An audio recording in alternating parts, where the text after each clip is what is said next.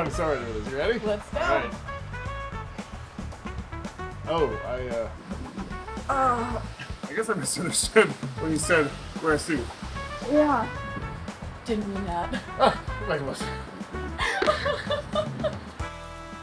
On today's episode of Steeped in Portland, we have our guest, Erik Kneer from the Bay Area, joining us. Welcome to the show. Yeah, this is amazing. Awesome. This is the most unconventional podcast I've been a part of, for sure. Well, glad we could take a superlative award on that. Yeah. Do you mind if I pour us some Please tea? do. Yeah, I'm excited about it. Today we have a little Genmaicha from Rose City. We're going to keep who the maker is top secret for now. Amazing. Thank you. Cheers. Cheers. Thanks for having me. Likewise. Thanks for being here, my gosh. How was the This flight? is so lovely. Look at this. It's incredible. It is. It's not a bad view. We met at the Mass Timber Conference in 2023, didn't we? We did, yeah. About 3 years ago, the International Mass Timber Conference. It's the largest mass timber professional gathering in the world, based here in Portland. We'll talk a little more about what mass timber is and all that later. But yeah, that's where we met. Friend of a friend. We were actually in a mass timber building when we met, which is kind of fun. Our mutual friend introduced us and got to talking and became fast friends. Rob, yeah. He was the guy that helps buildings not burn down. And right. You were the one that, at least that year, we helped buildings burn down. Yeah. buildings burned down. At Burning Man, to be fair, where they're meant to burn down. Yeah. Yes. What a whirlwind of events. Yeah. And now you're in a tub. And now I'm in a tub in a not bathing suit. Yeah. And it all started in Portland. It all started in Portland, absolutely. Oh my gosh. How often do you come up to Portland? I love Portland. I have a bunch of family up here. My grandparents and my dad used to live up here, and my uncle still lives up here, and I have a lot of friends as well up here. So yeah, I get up here for business and pleasure many times a year. So it's like a second home to me. Gotcha. Can you tell the viewer exactly what your official role and titles are within your industry? Yeah, sure. So I'm a structural engineer. I work for a firm, GPLA, based out of San Francisco. We're actually part of the family companies of a larger construction firm called DPR Construction. I'm the strategic initiatives leader, and that just means that I'm involved with sort of driving innovation across both of the companies, across GPLA and DPR, in different ways. And one of those ways is around sustainable design and prefabrication, and really mass timber is the convergence of those two things, is a sustainable material that's prefabricated. So that's been a large focus of my practice for the last 10, 15 years. That is quite the list of titles. You know, you don't choose the titles choose you, I guess. It's been a fun job, and certainly been focusing on sustainability for the better part of my career. So, I mean, I've gotten to know you in a professional sense very lightly, and then karaoke, you have so many talents. Good sir. Well, thank you. What led you to take up structural engineering as a career path? Yeah, so I actually started out working construction in high school. I worked for my cousin, who was a contractor, and so I was a framer, working with wood, built walls, and poured concrete, and really liked the hands-on maker work, and that's kind of followed through my life, working on cars and helping to build Burning Man projects and doing all that kind of stuff. But yeah, really loved construction and carpentry, but I also really loved math and physics, was good at that, and so decided to go the engineering route and be a structural engineer. So it was actually my cousin when I was 17, I think he said, he's like, you should be a structural engineer, and I like, what's that? And I looked into it, and 30-some years later, still doing it. So. Oh man. And then when did your career kind of shift to be more sustainably focused? So 99, 2000 is really, I think, when it started to gain awareness and momentum in the U.S. in the design industry. So I think that's when it really got more aware of environmental impacts that construction has on the world, and being in the industry, wanted to do better and do right, and so got more interested in sustainability for structural engineers. Got involved in that very early, and actually was part of the first Structural Engineers Sustainability Committee, founded by SEONC, which is the Structural Engineers Association of Northern California.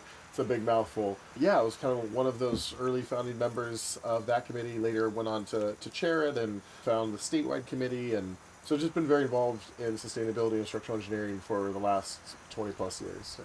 Cheers to that. Yeah, cheers. Keeping it sustainable. Yeah. I'll table this for now. So for the last 20 plus years, what or who do you think has inspired you most in your designs in sustainability? Yeah, there's obviously a lot of incredible mentors and people that have been doing this before me. At its heart, structural engineering, it's about keeping people safe, about public safety, making sure that we're designing buildings to be resilient and to withstand earthquakes and all those pressures. But at the same time, we're looking to do that in a way that protects the environmental resources that we're using to build all this infrastructure and to build all these buildings was important to me. And so really trying to find a way that we can do both, make buildings that are safe and also make buildings that are sustainable and aren't. Well, safe for the future, safe Yeah. to preserve the legacy for those to come. Absolutely. Can you explain to me what mass timber really is? Are we talking like one of these massive trees, just a really thick log in Yeah. these buildings, or what are we talking when we talk mass timber? So mass timber, it's a broad umbrella type term that encompasses a new type of construction, newish type of construction that's really developed just in the last 10 to 20 years. Really here in the U.S., it's really been just the last 10 to 15 years that it's really gained adoption. I was actually the engineer record for the first full CLT building in California back in 2013, 2014. So that kind of tells you, this is a relatively new thing. Mm-hmm. But mass timber is really a new engineered wood product that takes small scale lumber. So you can harvest it from smaller trees. You're not talking about cutting down old growth forests here. You're taking 2x4s really, 2x4s, 2x6s, and you're putting them together, you're gluing them together into these much larger panels. That's where the mass comes into the mass timber, because these panels can be anywhere from 8 to 12 feet wide by 40 to 60 feet long, and anywhere from 4 to 12 inches thick. So really huge, massive pieces of lumber that you can bring out to site, and it goes up really quickly. It comes out of a prefabricated process, and this gives us a way that we can build with wood that we've never been able to do before. So what you just described to me, that's like really, really thick plywood. Yeah, jumbo plywood. Yeah, like just 100%. Layers upon Yes, layers. that's a great way to think about it. And in fact, one form of mass timber, mass plywood panels, is actually here in Oregon. There's a manufacturer, Ferrez, who makes a product called MPP, mass plywood panels. And it actually is literally stacking layer of plywood on top of layer of plywood to make panels, again, 4 to 10, 4 to 8 inches thick, to make these kind of jumbo pieces of plywood.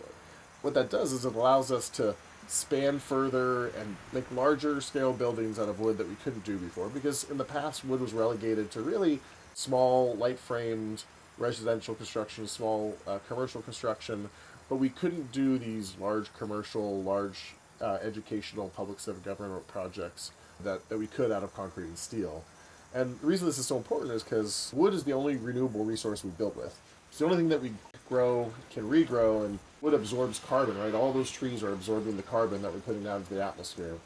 Whereas concrete and steel and rebar and all these other things we build with, these are finite resources that we mine and come from the ground with very damaging processes. Quarries, I mean, gosh. Right. I mean, if you've ever seen a strip mine or a quarry site, right, these are hugely damaging to the environment, as opposed to sustainably managed forests. We're planting trees and planting forests to make wood and to make mass timber. So, and that plays out when you start looking at, so we do in the construction industry, using something called carbon accounting.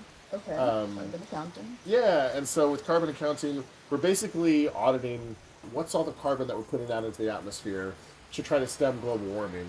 These other materials like wood and concrete and steel have very high carbon impacts when you look at that, when you look at what we call a life cycle assessment, life cycle analysis, LCA.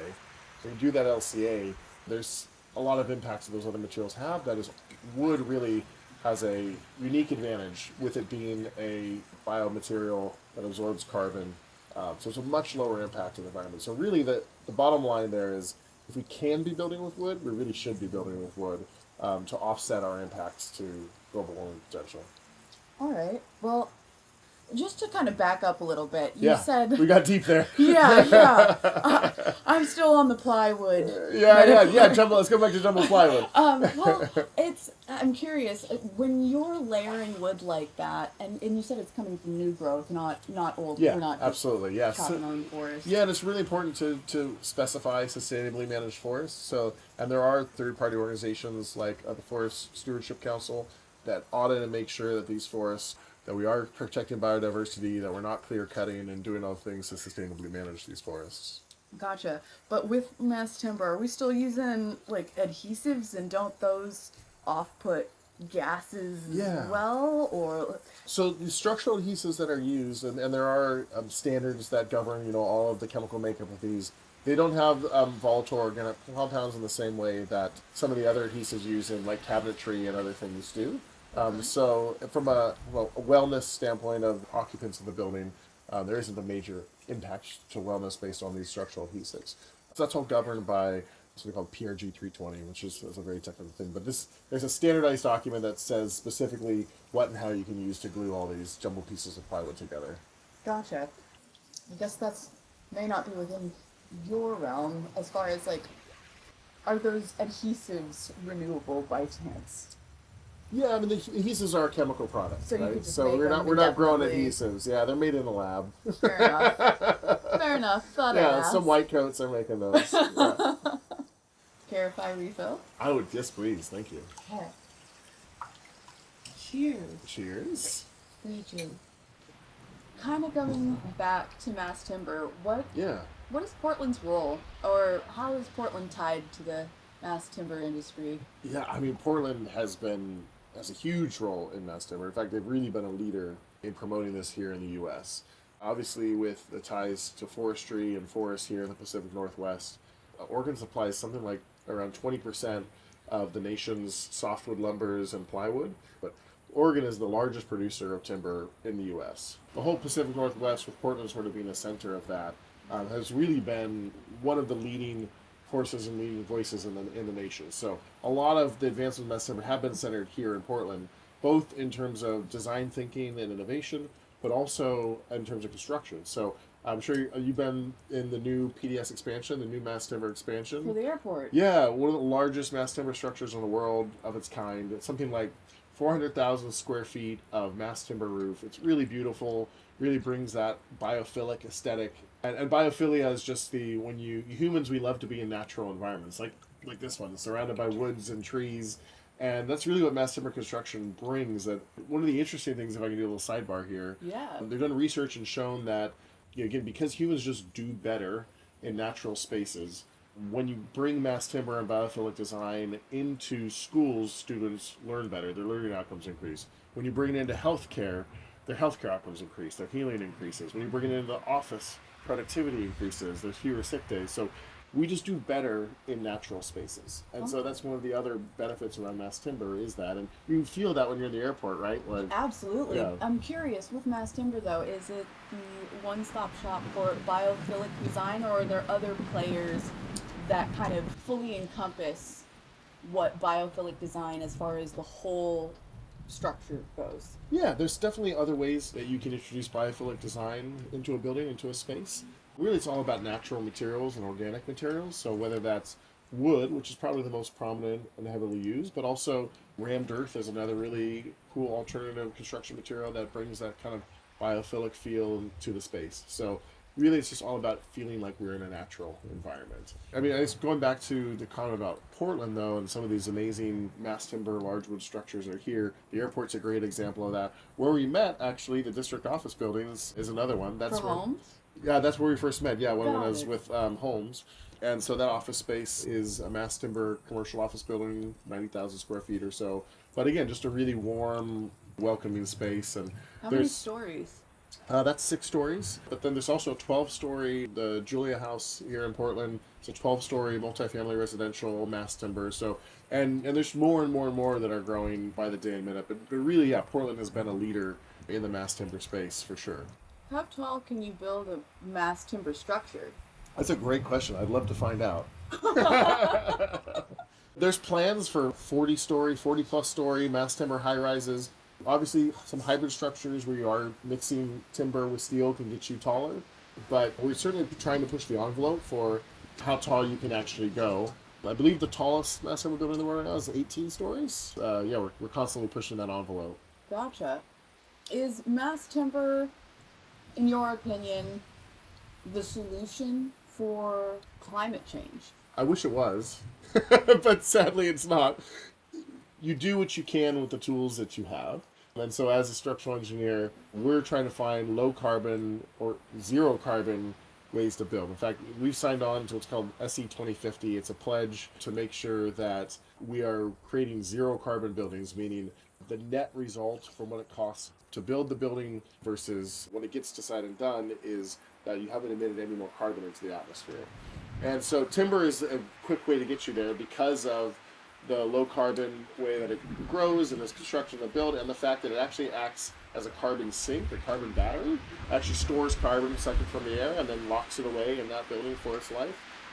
So because of that, it's really beneficial for building these low carbon buildings. But unfortunately, the climate change problem, it's not just buildings, although I will say buildings in the US account for 40% of energy use, building construction and operation. So the building industry is probably the single largest player. It's actually more than transportation and more than industry.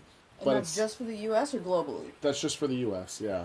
But it's not the only player. There's transportation, there's industry. We really need a holistic solution here to address, including renewable energy and cleaning up the grid, all of those things that are beyond my pay scale and range and outside of my areas of expertise. But it's not a silver bullet, unfortunately, but it certainly is a great way to take the rapid train to zero carbon buildings by using this natural material. I'm curious, have you heard any whispers of anyone in your industry that maybe do have a say in policy and change that might be considering collaborations with startups like the ones in the Netherlands, like Green Basilisk or Respire? Yeah, unfortunately, with the current political environment, I'll say that, those opportunities are harder to come by. There are obviously, I think, more of that federal funding and grants available under previous administrations. But I still think there are things that are exciting things that are happening. California and Oregon have both passed climate policy. California's is a little wider sweeping, so that's something in terms of Oregon that we can do here is advocating with your representatives to have more comprehensive climate policy as it relates to this conversation around carbon impact of construction. So California recently passed bills that require all large corporations that have more than $1 billion in revenue to basically report what their carbon footprint is essentially. Like basically how much environmental impact are you having. And through that reporting, we can understand kind of who's doing the most damage, impact to our environment, and then the idea being that there could be some future policies around carbon capping or carbon trading.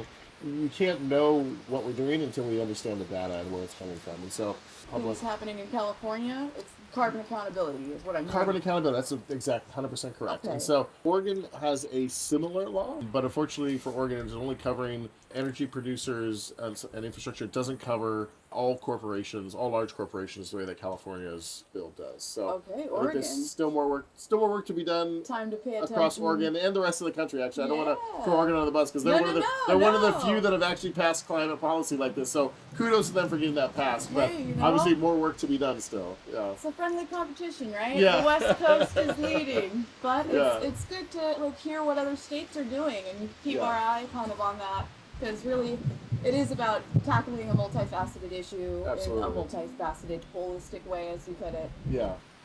The times that you visited Portland, what does Portland get right, and where do you think Portland could use some work? Oh man. I mean, Portland gets so much right. Are you kidding me? This is a wonderful town. Like, I just adore coming here every time I'm here. From the personal standpoint, I think all the things here around keeping Portland weird are right up my alley. Absolutely. Professionally, like I said, Portland and Oregon have really just been leaders in sustainability and progressive design about how we can build better, particularly as it comes to timber. Oregon was one of the first states that actually adopted mass timber in the code. They did it before it got rolled out nationally. And so there's a lot of strong advocates here in the state, in the construction industry for pushing this forward. So keep being Portland, keep doing what you're doing. Love it. Getting more into how luxury shows up in your industry. Mm-hmm. What does it mean or look like in your industry, and then what does it mean more personally? Yeah, I mean, obviously, being a structural engineer, a lot of our clients are, we all sort of tend to serve billionaires in one form or another. Whether it's the tech industry that we work for that drives a lot of our economy right now, and so building those office spaces or those manufacturing facilities or plants, or on the other side of development, real estate developments and commercial developments, or even on the residential side, right? Multifamily and single family residential, and so money drives the construction industry, right? And so certainly there's a lot of luxury that can come as part of that as well. I will say that is not the area that I focus in typically. I tend to focus on higher education, affordable housing. So I try to be more mission driven work, but certainly luxury comes up. I mean, I think anytime you go into a building or structure, right, I think you can see where they prioritize luxury and where they didn't. Well, actually, I'm curious. What you're describing sounds very much like loud luxury to me. Yeah. But is that the only way you experience luxury? I mean, I think this is pretty luxurious. I'm pretty happy with how this turned out. Aside, I guess, from me misunderstanding the assignment on the shirt. Yeah. Swim. I should have said swim. You should have. I mean, it was, Truly, my mistake. How was I supposed to know? Well, I don't know. It's a bit of a little. Looks like a little luxury to me. Yeah. No, this is lovely. Little spaces, intentional design. Yes.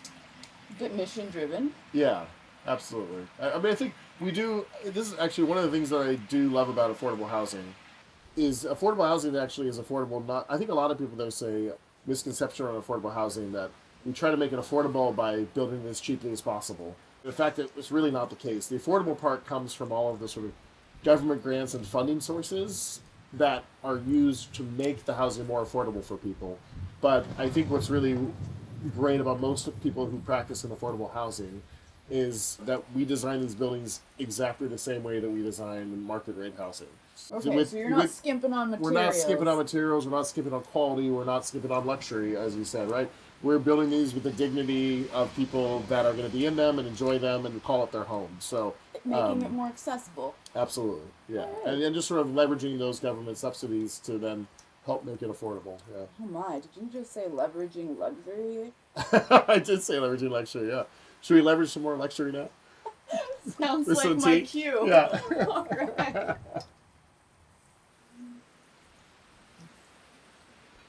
Leveraging luxury. Cheers to that. Cheers to that. On that note, how can you think globally and act locally in your own communities? That was our episode in Steeped in Portland with our guest Erik Kneer. Until next time, hit the follow and subscribe button and stay tuned for more. Final shout out to Tenzen here in Stevenson, Washington. The Yoshida family came out into Portland in the 1970s, found an aquifer about 3,000 feet down, and built Tenzen, all these tiny cabins, sustainable, quiet, private. If you get a chance, it's worth the visit. Ooh. Tea wench, more tea wench. I just need you to stop looking at you're cheersing and then you're looking at me like cut. I can't cut. Yeah, my bad. One more time.